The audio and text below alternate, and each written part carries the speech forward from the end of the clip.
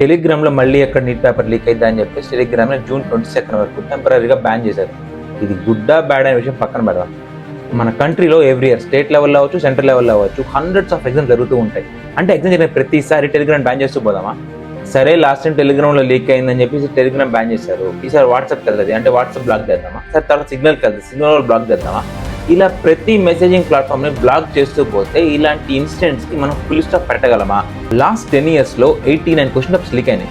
ఏం చిన్న ఎగ్జామ్స్ కాదు. వీటిల్లో ఎన్ని ఎగ్జామ్స్కి ఈ మెసేజింగ్ ప్లాట్ఫామ్స్ రెస్పాన్సిబుల్ అయినాయి? ఇక్కడ అసలు క్వశ్చన్ ఏంటి అంటే, ఇంత సెక్యూరిటీని దాటుకొని క్వశ్చన్ పేపర్స్ బయటకు ఎలా లీక్ అవుతున్నాయి? మనం ఎగ్జామ్ సెంటర్స్ దగ్గర సెక్యూరిటీని ఎలా మెయింటైన్ చేస్తున్నాము? ఇలాంటి ఇన్సిడెంట్స్ జరిగినప్పుడు దానికి రెస్పాన్సిబుల్ అయిన వాళ్ళ మీద మనం ఎలాంటి యాక్షన్స్ తీసుకుంటున్నాం అనే దానిపైన మన సిస్టమ్ యొక్క ఎఫిషియన్సీ డిపెండ్ అయి ఉంటుంది.